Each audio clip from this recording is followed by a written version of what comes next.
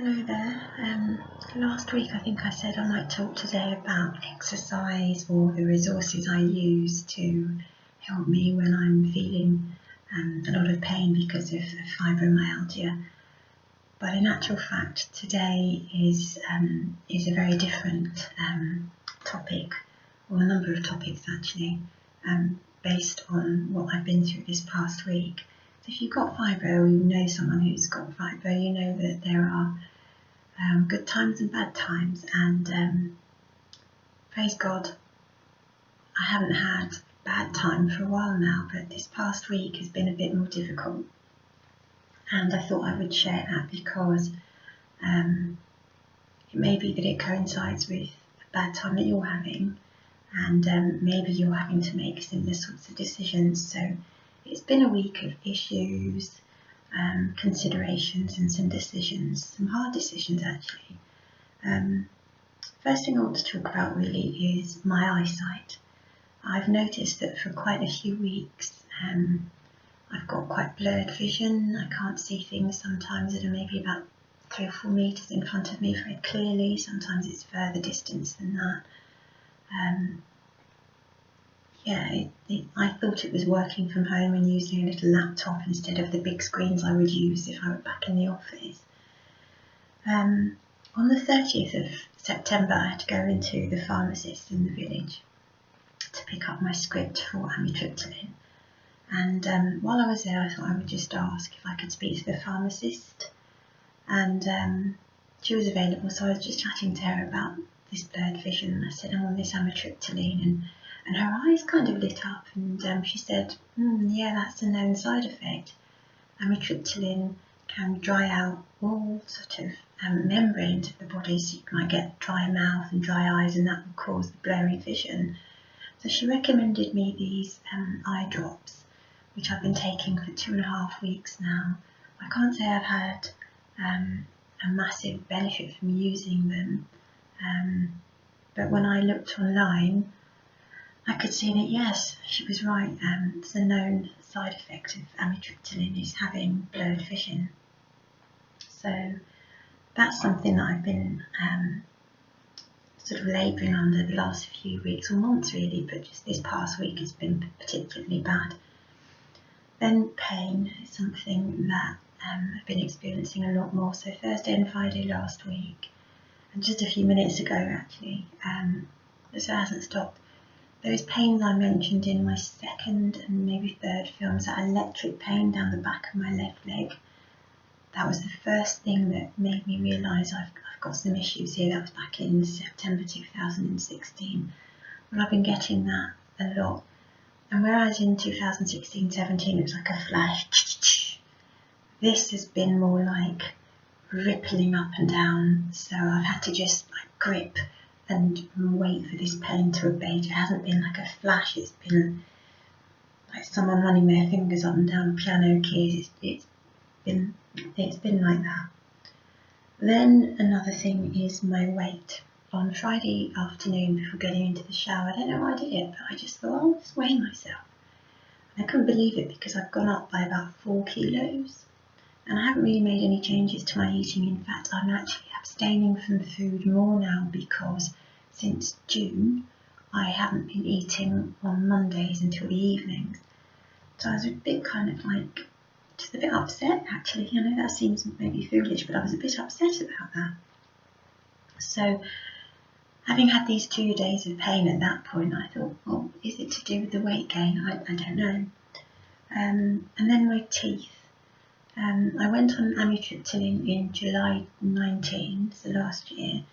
In October last year, early October, I began to feel some real sensitivity on my upper left wisdom teeth and molars. Hot, cold, wind, anything just create that.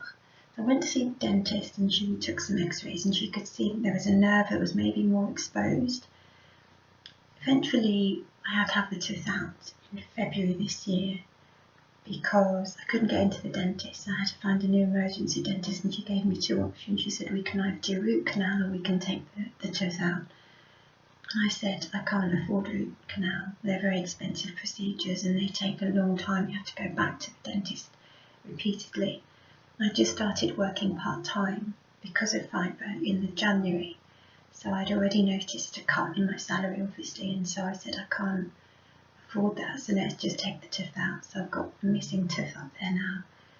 And then July, August this year, I began to notice pain in the bottom right wisdom tooth and molars. So I went back to the same dentist, and she said, well, you know, maybe your fillings are quite old, and they're about 20 years old, so we decided to remove them and replace them. So that was in third week of September. I had to go back to the dentist because of some issues that were happening, and she filed down the filling so I could actually get more comfortable eating positions, and there was this feeling in my mouth of like I was chewing on foil, and the pain isn't going away, and I still sometimes get that feeling as if I was chewing on foil. I couldn't sleep very well last night. I'll get to that in a moment. And again, that sensation of the pain, and I'm like, well, I've just had a procedure. What more could be wrong? I had x-rays taken and what have you. Anyway, my sleep, I've just mentioned I didn't sleep well. Because of noticing that my weight has gone up, on Friday evening, I was feeling a bit low, a bit fed up because of the pain and obviously finding out about the weight. So I was like, I think I just had a couple of boiled eggs.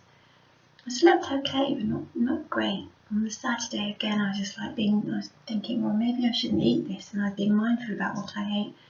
Didn't sleep well, and then on Sunday evening, again I had like some pickles, and I just didn't have very much. Oh my gosh, I slept so badly, and I feel the Lord was saying to me on Monday that you need to eat enough adequately so that you can sleep, because I don't know if you know this, I found this out recently, we burn lots of calories as we sleep because our brain needs to use loads of energy for us dreaming and doing all the downloading and what have you. So I clearly wasn't giving myself enough to sleep on. I corrected that on Monday. I ate really well and I slept really well. I think I slept for about 9.5 hours. Anyway, so as a result of not sleeping well on Sunday night, I was looking really carefully into the side effects of amitriptyline. Weight gain is a possible side effect. Definitely the blurred vision. I know it has an impact on my blood pressure. That was the first thing I found out about amitriptyline, and I've mentioned that in previous films. I was actually taken off the drug.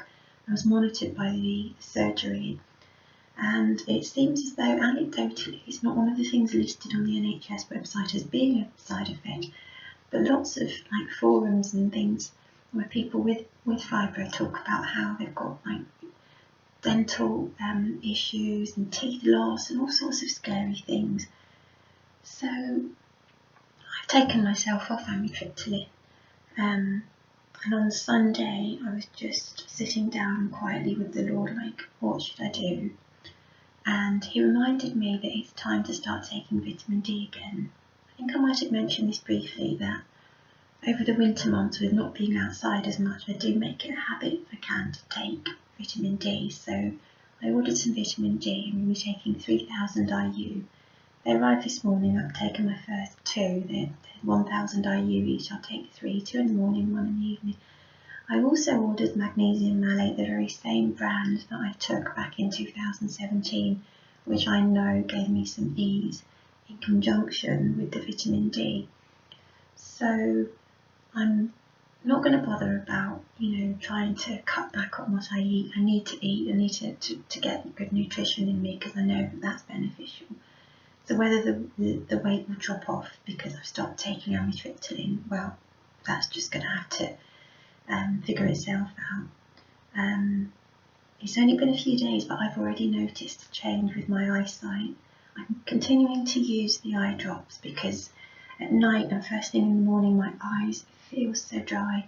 Sometimes I wake up in the night, and I didn't know it was the amitriptyline, but sometimes I wake up in the night and I can hardly swallow. And I realise now it's because the amitriptyline just dries out our mouths. I don't want to feel pain.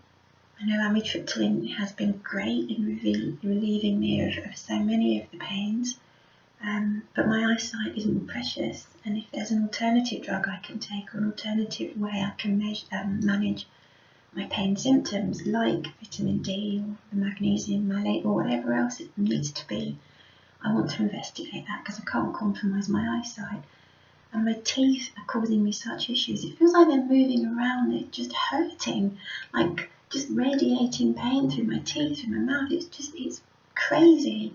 And it might well be, as we know, fibro sufferers, we just feel pain more acutely. It's like our brain just responds more highly to pain sensation. But it feels like my teeth are juggling around in my own head.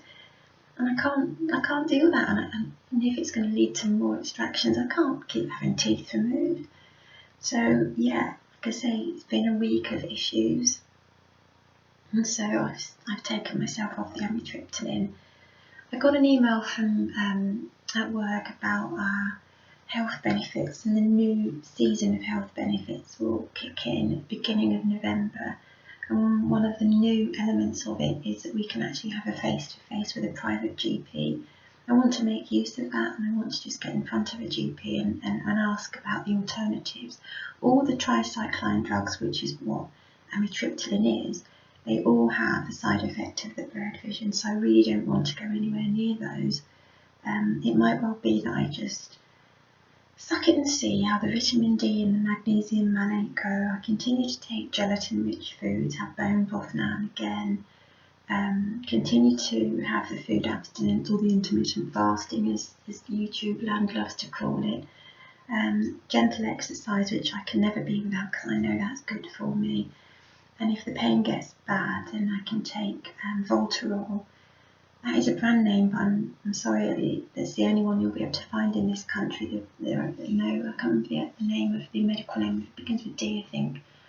But I'll use that locally and take cocodamol for pain if I need to. Like I say, and I said this a few weeks ago, amitriptyline is great, but it isn't the goose that laid the golden egg. I still get pain, obviously, in my leg. And the tips of my fingers, the nerve pain in my fingers can be quite acute sometimes.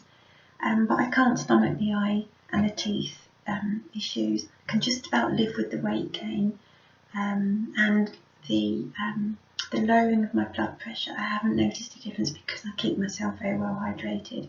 But there are two deal breakers, and that's my eyes and my teeth. So yeah, it's been a week of having to be faced with things and saying, look, okay, now it's been over a year since I've been taking the meds. Maybe it's time to just reassess. And we know, well, I know now that nothing is graven in lead. Our health is an organic matter, and so there must be times when we just assess everything and say, okay, maybe we need to change this or do this. In, I think it was March, April, I had an episode, and I spoke to the GP, and we agreed that I would up my dose, so from 10, I think, to 20 or 30 milligrams just to get me through that period. But I can't do that because if 10 milligrams does what it's doing to my eyes and my teeth, I'm not going anywhere near increased doses of amitriptyline. So I'll just carry on with those things I've just mentioned, continue to get rest, and do the gentle exercise. Like I say, the magnesium malate has worked for me in the past. Vitamin D is always a good option for anyone, not just people with dark skin. It's recommended. I put a link actually in the DB below for a film that I watched on Sunday from the Buchinger Wilhelmi website, which is a trusted go-to. I know I've mentioned them before, about vitamin D being so useful as a micronutrient. In fact, it's not considered a vitamin really, it's considered a hormone. So yeah, like I say, my sleep has been a bit rubbish this past week, and my sleep has not been rubbish for a long time, so I've really felt the impact of that. But it's the eyes really, and then the teeth, but the eyes primarily have been the real reason why I've decided, no, at least for now, I'm not going anywhere near amitriptyline. Within 2 weeks, the impact that it had negatively on my blood pressure back in August last year, was reversed. So I know that I can come out of my system within about 2 weeks at most. like I say, I've already noticed there's a farm at the end of my road, and it has a house name plaque on the outside, and I struggle to read it. But just yesterday I was able to make out some of the letters more clearly, so I know that as the drug comes out of my system, my eyesight is getting a little bit better. So it is reversible, thank God.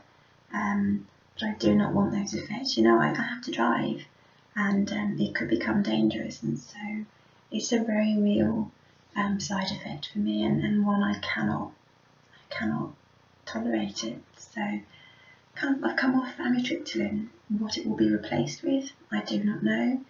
If you've been in a similar situation, do comment and tell me what you've been put on and what the GP is saying. But I'll report back more next week, God willing, and in the meantime, stay safe. Bye.